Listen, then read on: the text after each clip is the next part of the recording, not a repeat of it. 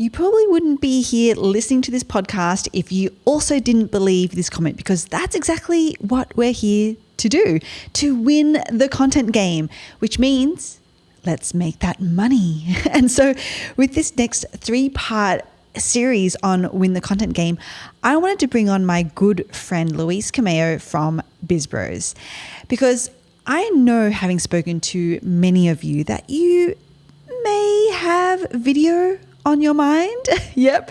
What we're hearing more and more these days is that if you're going to create content, it needs to be video content. And well, they're not wrong. In fact, video content is what we here at Capshow are doing more and more of. And hint, you can find out more about what we've actually been up to behind the scenes on Players Only. So link to that is in the show notes.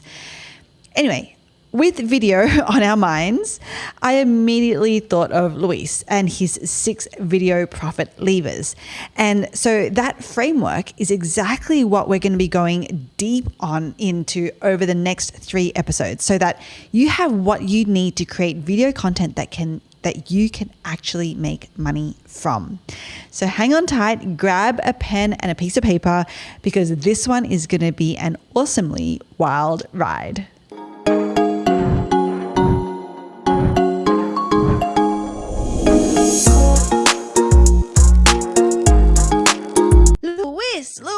Louis. I feel like I need to introduce you in the same way that you always introduce me when you're like, DJ.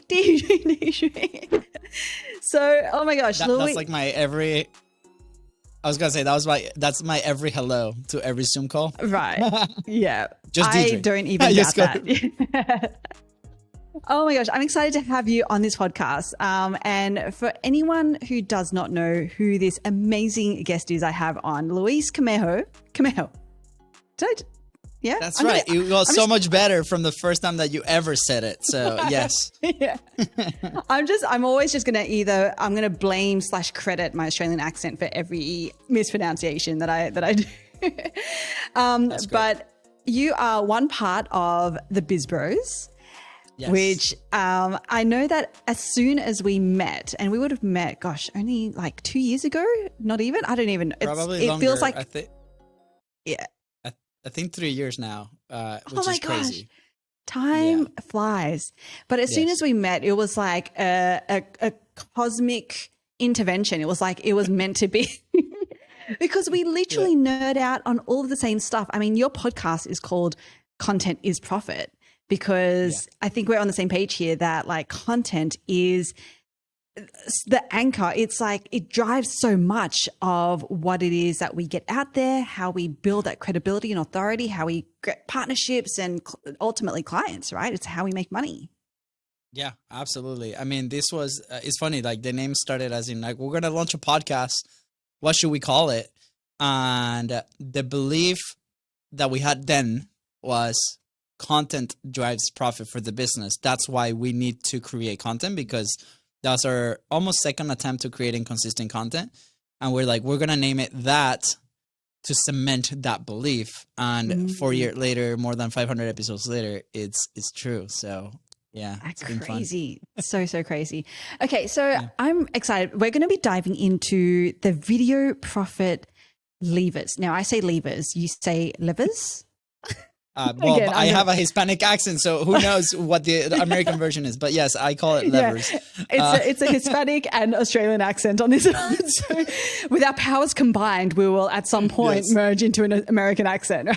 Right? But video profit levers is what I'm going to call it. Yeah. And this is a 6-part. So there's 6 levers that we're going to be going into around how you personally, as in the Bizbros, drive profit through your content. And not only you, but you help your clients do the exact same thing through this strategy. Right. Yeah. I'm so excited. Me too, because I mean, we had incredible feedback from your amazing event in Orlando. And, I think it was the first time that we actually made this public the way that we did. And it was so cool to see the reaction of everybody. It normally, I was very nervous, not going to lie, because it's original content. And it's like from our own experience over the last 5 years, things that we have identified that if you play with them, depending on what your business needs at the time, it can boost from productivity to efficiency to profits, right? And it's really exciting to see because everybody will resonate with at least one of these, and you can make you can take action on it immediately, which is very exciting to me. Okay, so talk us through how. So I know you gave us like the short version of how this came about. Really, it was through doing it yourself and helping your clients through it. But in terms of like because we go through, I know we go through bit of a journey to get to come at the other end with this like framework. And so I know that there'd be a lot of missteps. There'd be a lot of things that you might have tried and was like, okay, not the thing, try this thing instead. Tell us a little bit about that. Like, what did you go through and what did you maybe put your clients through in order to actually figure something out that works? Yeah, absolutely. I mean, just this morning I saw a post of a very big entrepreneur that we know in the space, and it was something like, I am done with video editors. I cannot find somebody that understands me, whatever, right? And it's important to understand that each team member or yourself, like the hat that you wear inside of your own content framework, needs different abilities, right? So a video editor is not going to be a marketer, right? It might have some marketer in him, but it's not. So the issue is that in today's world, because we see so much content going out, we think everything is like one thing. So that what happens is, obviously, when we started the show, on the side, we have a production agency. We still do. And a lot of people were coming to us because the main issue was, I need to produce content that generates revenue for my business, right?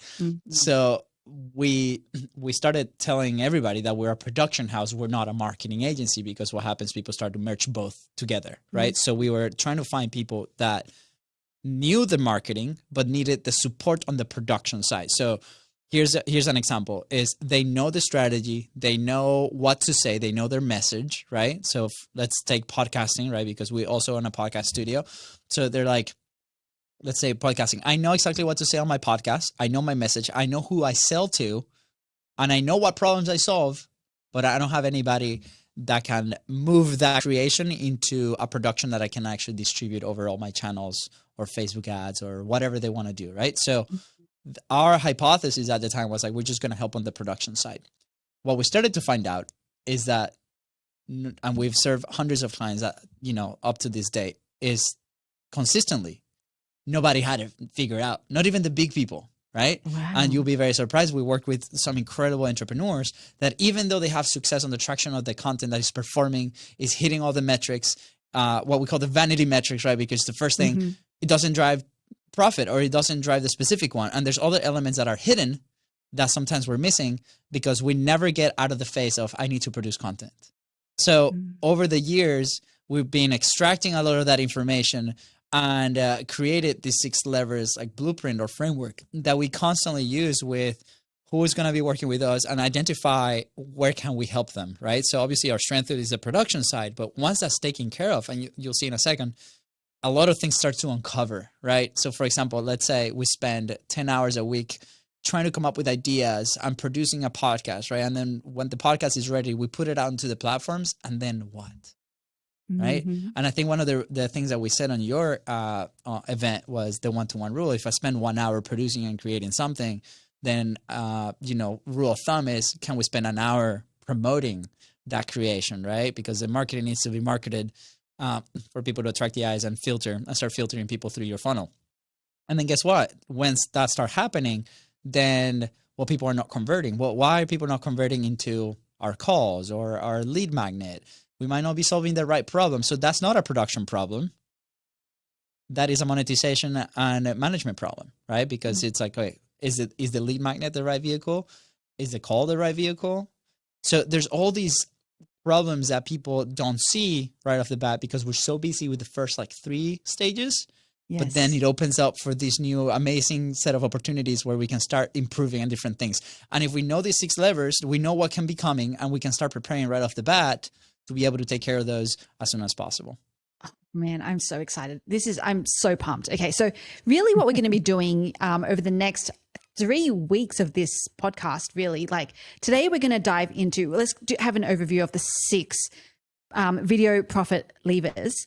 And I really want to sometimes we just hear the words and it doesn't quite click, but I really, really want to underline the word profit, because this whole framework is designed for you to actually get people into a monetization vehicle of some form. And we'll get into what some of those examples could be. But that's everything that we're driving to, all of this content that we're creating to win the content game. Winning the content game is all about, I'm so passionate about this. It's all about not just putting content out there. It is actually putting content with intentionality, because at the end of the day, we all need a result, an outcome, right? Otherwise, why are we spending all this time doing this, right? Yeah. So this is what I love about your framework, because you're going to break that down for us, and we're going to go deep into that. So the next 3 weeks, because I'm going to get you back on, Luis, and we're going to talk about maybe some roadblocks and struggles that we might have faced trying to implement your first 3. But then I do want to actually spend a bit of time in that episode as well, going deep into any levers that we don't cover off in today's episode. Is that cool? That's perfect. And I'm excited. Awesome. And I'm very honored that you guys are actually going to go try and do this, right? Because a lot of people that, we talk about, they're like, oh, that sounds great. But then it's like, what do we implement? So, for you, DJ, today, and for everybody listening or watching, right? There's going to be a lot of terms and a lot of things, right? That a lot of pieces. Imagine puzzle pieces. I want you to maybe take 1 or 2 and be like, those are the 2 things that I'm going to work on, because it's going to help you so much more, right? Yes. So I'm ready. Okay. All right, let's get into it. Why don't you take us through the 6, just as a overview of the 6 video profit levers? Absolutely. Even before I go into the 6, there's something that I need to mention for people to keep in mind, right? And if you are not driving or not doing anything else, I'll say grab a piece of paper and write these 4 things, right? These 4 elements are going to be present in each of the levers and are going to help you kind of measure and take action right off the bat. So the first one is, what are my resources currently, right? Do you have a team? Is it just you? Do you have a virtual assistant? Do you have your son that helps you, like in your business or in your content production, right? I wish I had Luca helping me out, but I have my brother instead. Luca is my 5-year-old, by the way, for those who don't know. But anyways, so what are the resources that I currently have? 1, that's point A.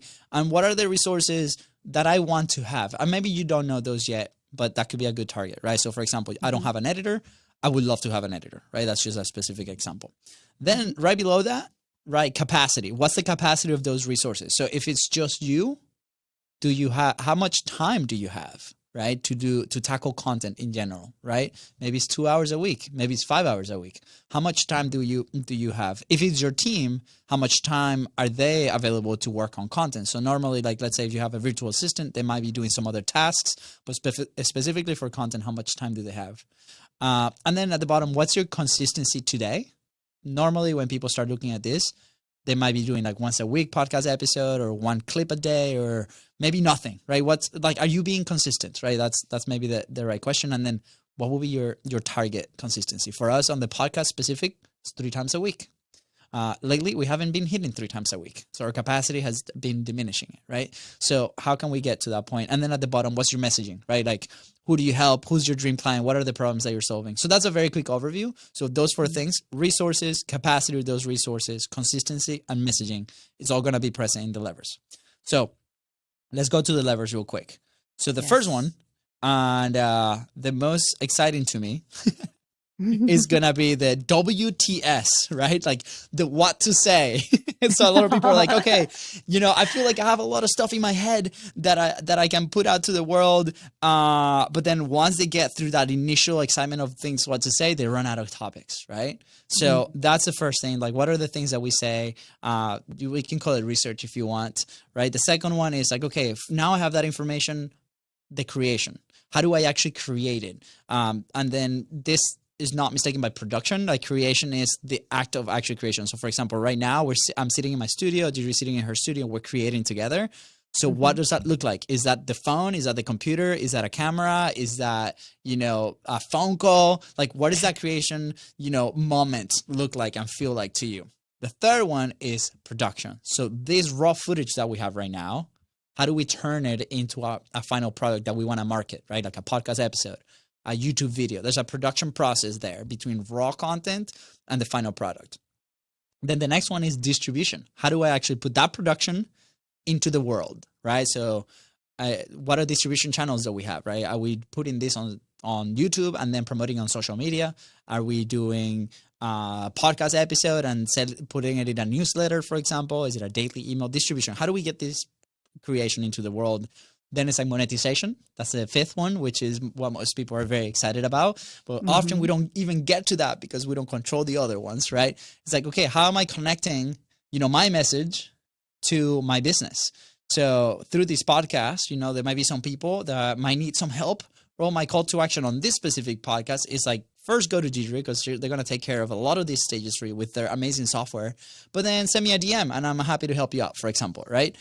And then the last one is, how do we actually manage all of this operations, right? A lot of people don't even look at this because they're like, oh, I just want to put a video on there.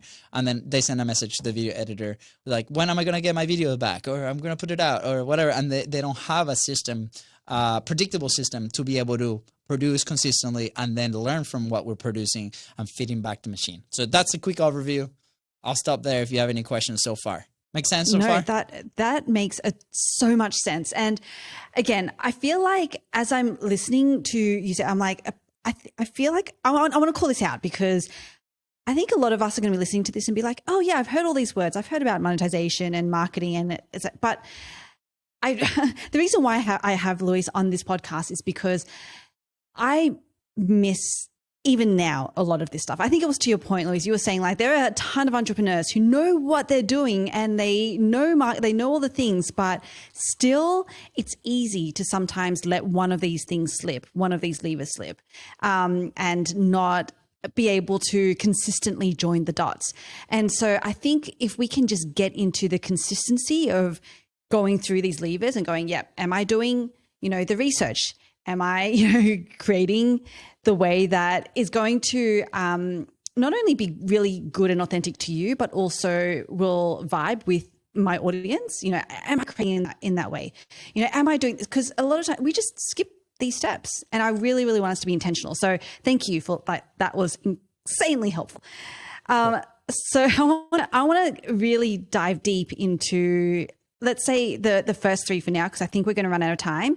And then we're going to get you back and go through the last three as well. But I really, really want to go into what to say, because you're right. This does trip up a lot of people. And I'm going to be honest, it's kind of tripping. Okay. So Luis, just so you know, where this episode is going to be in our second month of rebranding from Grow My Podcast Show to Win the Content Game.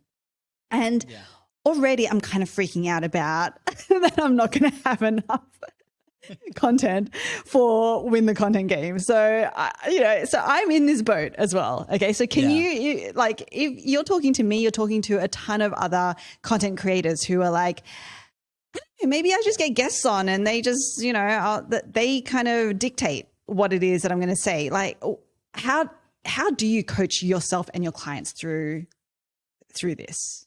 Yeah, absolutely. So before we even get to that, there's three key elements, right, that we want to take a look at here, like as we move forward with like maybe specific examples. But one is the creator itself, like your company, like who's actually the face of the company doing this, right? The second one is your audience. Obviously, we want to connect with your audience. And then the third one is friction. Right. So friction is anything that slows down the process within the levers. Right. So we're going to be looking at this. So, for example, some issues on the creation side could be mindset issues that connects the creator. Right. For example, oh, I'm not good enough, or I don't know enough content. I'm like, how long have you been doing this? Right. We worked with people, for example, that have been doing the same business for 20 years very successfully. And they still, like, when they try to put their thoughts into their mouth and put it out to the world, they freeze. And it's like, okay, well, that's not a knowledge issue. Is more of a mental block, right? So how do we work through those things? And then the audience, what we like to remind people is like, it's not only the people that consume your content, but also the people that you collaborate with on your content. So, an example of this is me and Gidry. We both have been on each other podcasts, right? We both been on creating content together at events.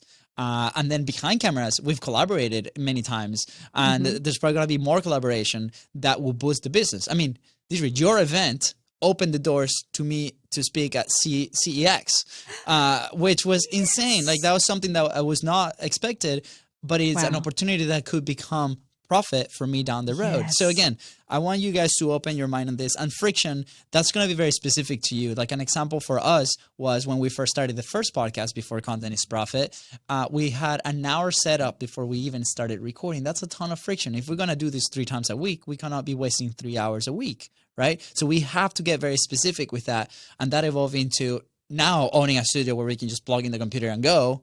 But there was like several steps to get to that point. So remember that as we go into the first levers, right? So obviously we're going to start with the what to say. So a couple of questions that I want people to start asking, like what is one solution that you're providing with each piece of content, right? So you guys, specifically with CAPTCHA, right? You guys have a roadmap. Who are you trying to help? Again, it goes back to the message. What are specific problems that they have with it? Maybe there's a decision that has to be made where it's like, do you want to entertain or do you want to educate? Or maybe do you want to educate while entertaining, right? So maybe think about that, and that maybe goes with personality.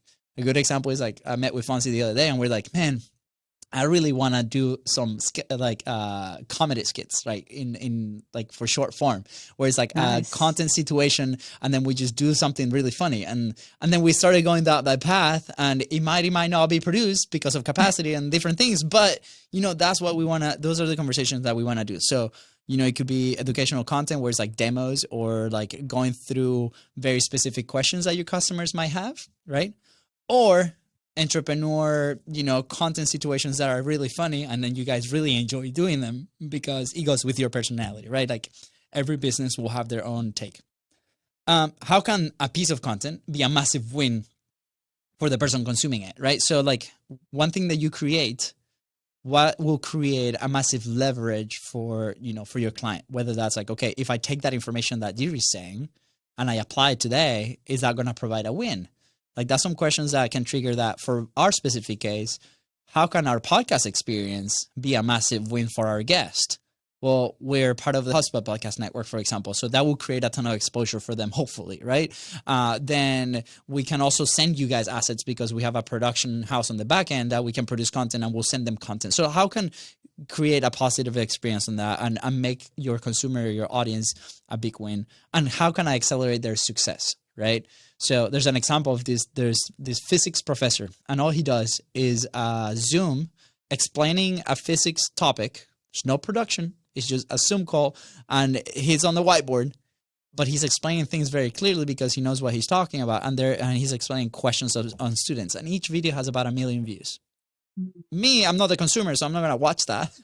But the person that's looking at the answer to that specific question, he has a very unique way to explaining it, and people seem to understand it, and people are winning, and that's why they keep coming back to him, right? So again, on your side of things, I think going back, you guys have an incredible community of people that maybe on the research side, you guys go to them and be like, what are 5 to 10 things that we can help you today that will make a difference and move things forward? And they will tell you 100%, right? And then grab those 10 people and things, there are 100 things. And then we can start spinning those into different pieces of content. So now you have 2 years worth of content just with that one piece of questions that you can ask them internally, right? Does that help so far? Yeah, for sure. My mind's already going with like, okay, let me get started on this. How do I make this happen? Yeah, there's a good example. There's a company called Ladybuzz, and they're I think they're ClickFunnels. They came out of that world, and they had an incredible presentation where they said, we've never developed a product without asking our audience first, and they grew that way where they were asking their audience what do they want. And then they will go then create it. With content, is very similar. You're creating a product. Your product is the content. So right now, today, for us, a lot of people are asking about these levers. So they're like, man, I'm so curious. Well, perfect. We're probably going to start creating more around this type of stuff. On the podcast, they want to know more specifics to why people are having success with content. So those are the questions that we're going to be asking, right? So listening to that. A little bonus of like, okay, you specifically are the subject matter expert. So whenever you guest on podcast, take a notepad and start writing things that you say or questions that other people are asking you, because those are pieces of content that are going to help you down the road, right? That's why I have an iPad with me at all time, because I'm typing, oh, bet that sounded really good. And it resonated with it. They're nodding their head like, yes, okay, that resonated. Let me talk more about that, right? all the episodes, audience questions, prospect questions. You're on sales calls, for example. What are the questions that your prospect are asking, right? Bring those back and solve those problems. Clips, maybe, those 60-second clips that you put on Reels on YouTube. What are outliers? What are ones that are performing really well? Well, that resonated with somebody. We actually talk about one that is like the 33% rule. That's not our rule. It's a Tai Lopez rule.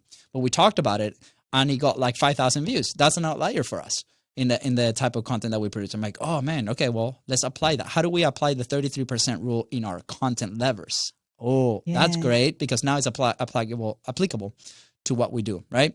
And then books and education and things that you do. So those are like, we can go on and on and on and on and on this, but these are very key examples. My advice in general, if we want to, increase the audience, is like, look for polarizing topics. Like, if the more polarizing you are on your topic, the more people are going to resonate or not resonate. And that's okay, because you don't want the people that don't resonate, right? For example, so you guys are deep in the AI world, right? So there's a lot of polarization there. So why is it good, for example, versus, and then you're going to be people like, I like a human being better, but like, well, no, but we can do more effective and move this faster. And it's actually better because X, Y, Z. So anyways, you can go down that right? Lean into your own beliefs, as a CEO, as a founder, like, what are your personal beliefs, right? Find debate, throw rocks at on things that you don't agree with, right? Like, hey, I don't agree how these other, there's no throw rocks at companies, specific companies, but how these framework work because of X, Y, Z. So now that's going to create a ton of conversation, right? And it could help your increase attention of your audience. And then how do we remove the friction? It's like, don't overthink it, right? That's the first thing. People are like, oh, I recorded this. Should we post it? Yeah, go ahead, put it out, right? It's whatever, it's just going to be there, right? Pick one research vehicle and run with it. So like I said, what's the one thing that you're going to commit to in the next couple of weeks, and do that one thing instead of getting distracted with everything. You guys are probably going to get a lot more content out of that. And then outliers show the path on why, we chose, what we say. Wow. Okay. We probably could have just done a whole episode just on this, on just going deeply into this. Oh gosh, I'm like, and that's just a teaser. Like, that's just on solo episode. That's not even collaborating. That's even on solo content, for example, like clips or YouTube. There's another side that we could do for collaboration, right? Which is what we've done over the last 4 years with our podcast. But yeah, just teasing it a little bit. Oh my gosh. Stop teasing. Okay. No, let's go into creation. Because this is something that I think trips a lot of people up around, and I kind of know your take on this, but like, I also want to open this up, potentially this conversation up, because a lot of times, people get held back by, I don't have the right camera and the right microphone and all of these other things that come up. So again, how do you approach this with your clients? Absolutely. Well, first of all, what do you like creating? It's like that's, I think, where I'll start, right? Because you have 1,000 million videos, 1,000 million, a billion, whatever that number is, right? On like why YouTube is the best vehicle, why podcasting is the best vehicle, why email is the best vehicle. They're all the best vehicle, right? But at the end of the day, based on your publishing pyramid, which are your resources, your capacity, and so on, right? Like, how can we choose to do this? So a lot of the people that we talk to, they are normally the creator, right? It's not like we've had some customers that are a massive company, and then they have ton of resources, so they can actually pick almost like a pyramid for each of the channels that they want to go to. But let's say for specific creators that maybe they might be using your platform, for example, and they're the voice, right, of it. So first off, what do you like creating? My brother loves to write, so he's going to write, right? I don't like to write, so I'd rather jump on a video. I'd rather read to 5 bullet points, and then I'll go on camera and I'll say my 5 things, and then I'm good to go, right? I really enjoy that. I remember we had a customer at one point. She was a CBD brick and mortar person that was convinced that the podcast was the way to go. And we discovered that creating a podcast for her or recording a podcast for her, not even talking about launching it, was a lot of friction. She didn't have a camera. She had the belief that the camera needed to be the thing that she needed to record the podcast. Mm-hmm. Yeah. And if you budget and a good quality equipment, if you want to do something, it can be up to a couple $1,000, right? Just to get started. And that can be really expensive very fast. But the same is to the other side, you could record a podcast out of your phone and publishing right off the bat from your phone. But are you personally as a creator okay with that? So we discovered that for her, she also liked to write. So when we did the inventory of her time and resources, we found that there's an hour a day between lunch and the afternoon rush that she could sit down and write. And she enjoyed to write. And then for her, it was not a podcast. It was a daily email. And guess what? Sales increased. So we just pulled that one lever and on just like, what do you like to create? And she had some vehicles in place already and it's good to go. So that's probably my one big takeaway, because we love podcasting and that's why we chose. We've never been able to be consistent if it was something different. And now hopefully we're working on different channels and assigning resources to be able to make that happen. So do you like, another questions to consider, right? Do you like to riff or read from a teleprompter, right? Are you good at something like this, or you need a script, right? Where is your high energy moment? This is really good. So for us, we used to record at 5 p.m. because it was the last thing of the day and we're going to close out the day at the time. Man, we were exhausted. So we changed the time to noon because, it's right before lunch and then we can just have lunch, relax for a little bit and do an afternoon work. So where is your high energy moment? If you have to pick one way to create, what would it be? Right? So for us, we asked that question and we're like, we love having conversations with other people. Man, it energizes. We love it. We learn. We teach other people. Let's do podcasts, right? And then video can be great leverage, but do you actually enjoy doing video? So YouTube, for example, it could be an amazing tool for traffic and be discoverable for like cold traffic or whatever, right? But do we actually have the time and resources to actually create a really good 8-minute YouTube video that can keep people engaged for 8 minutes, right? That is a skill on its own. And there's just a few people that can do that and entertain. And we also have to understand the context of the platform, right? So again, education gap between us and the platform, is very important. So those are things that can play into that, but I hope we can start like turning wheels around and start considering it, right? So how can we create consistently, right? Choose your type of content. Is it a short video strategy, right? Is it a long form video? Is it writing, right? Is it a podcast? I would say I'm a big fan of leveraging AI, maybe not to do everything, but to give you idea and prompts and questions. And then there's a human process. That's why Capshow is so amazing, because you actually can do that from outlier videos or from past episodes, right? Do you have remote teams, right? On the creation process, stick to cloud solutions, right? For example, right now we're recording, can we say the name of the platform or? Yeah, recording on Squadcast, for example. Yeah. So Squadcast has a function that with one click, it transfers to Descript and then your production team can take over real fast instead of downloading the files, uploading them. And then that takes 2 or 3 hours, depending on your internet, sometimes 8, depending on your internet, right? So we're not losing time. And those are precious resources that we need to assign in our 6 levers, right? And then do you have a video framework that you can go on? When we did our challenge 45 live, which was 45 days worth of Facebook lives, it was really challenging to come up with ideas every single day. Well, guess what? We made the commitment that we're like, all we're going to do is we're going to share a lesson of something that happened today or something that I'm reading or learning today. I'm going to share that and then I'm going to relate it to my business. Well, guess what? All of a sudden, it was so exciting to go and create the video because I'm like, I'm learning about this. Let me go share it. And then guess what? If you want to learn more, connect with us. And that's how we got our first 6-figure client. Just after 15 days of doing that. People resonated with our message. We jumped on a conversation and it made sense. And then it turned into what basically launched the agency, which was very exciting, right? So stick to a simple framework. We have a framework for our interviews that you don't have to think every single time how to create. It's there for you. It's familiar. You can get better at it. And then that's going to be also a factor that's going to help you be different from other creators.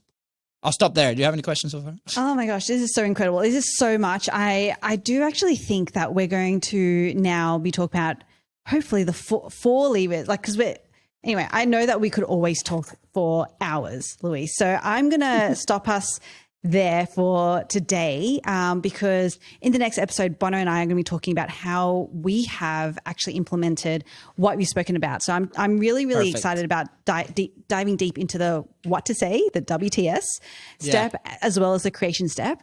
And then the week after, you're going to come back, and I think we're going to ask you some questions, maybe some things that we were like, oh, I don't know what to do here. Hey, let's ask the expert, Luis. But I do want to try to cover off the rest of these levers, because what you have to say, this is all so valuable and so incredible. So I want to be mindful of your time, but let's do that. No, absolutely. Sounds like a good plan. Awesome. Sounds great. Amazing. Okay. So for people who are like, but I want to know more now, Luis, where can they connect with you? Yeah, absolutely. They can go to bizbros.co. So bizbros.co. There's all the information there. There's a quick chat at the right hand button that says contact us. If you have any questions, go put it there. Or you can go to our social media at bizbrosco everywhere. Mostly on Instagram is the one that I respond the most. So preferably there, but we're in every single platform. We monitor them. So yeah, send me a message. I want to connect. We do have a Facebook group if you're interested. So if you're on Facebook and want to be a part of it, just go to Content is Profit, and that's where it's at.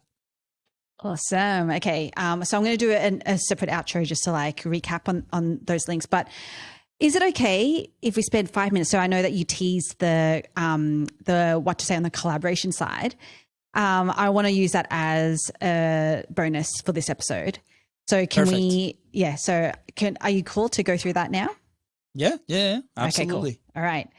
Okay, so this is the exclusive bonus content, Luis. You mentioned, you just like snuck it in there, and I was like, what? No, we have to come back to this.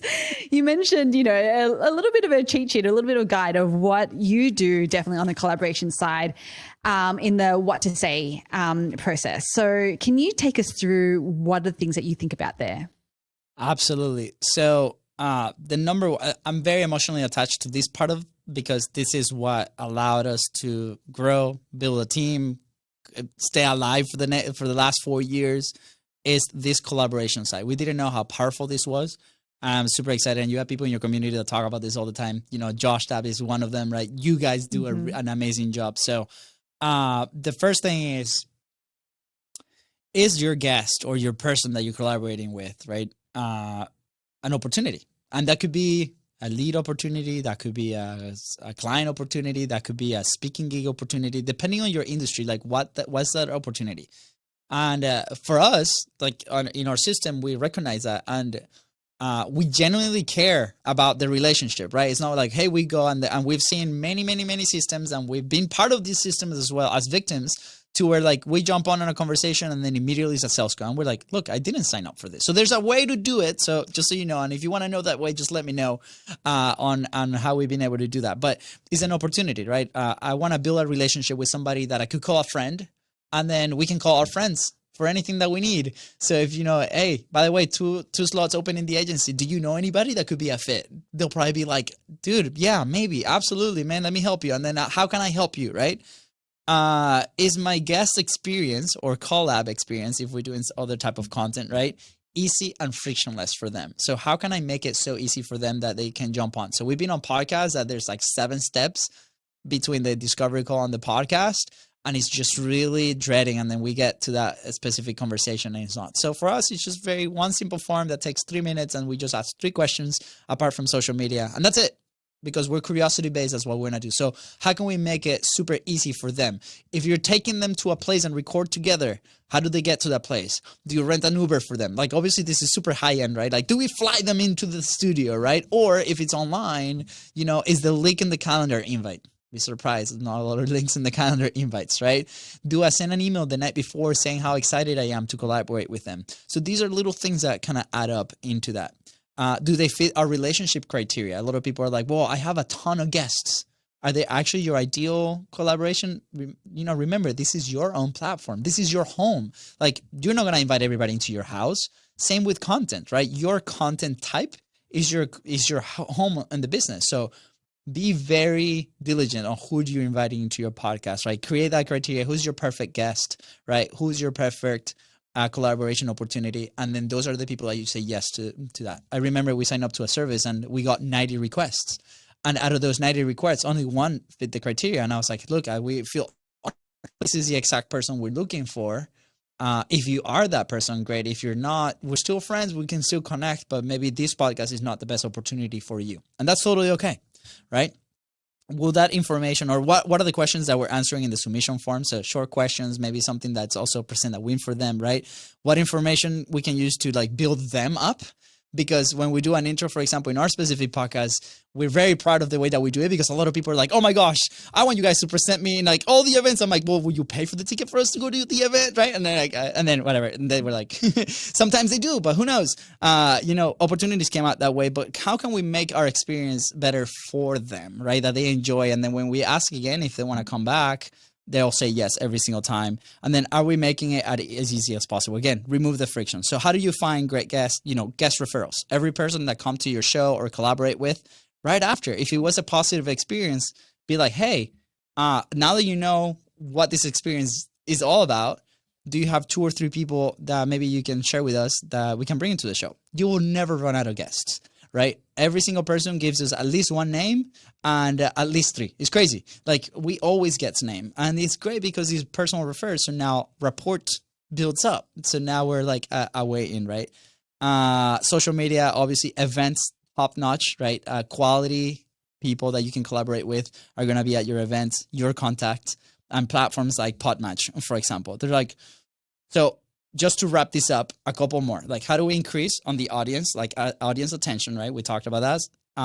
So big names can also be leverage, can be a big leverage with audience. So we recently had a client that he went for volume on podcasts. That was his personal, decision that he wanted to do. He wanted to make a lot of connections. And then he brought his idol, his coach, the person that he's been learning from to his podcast. It's a big name.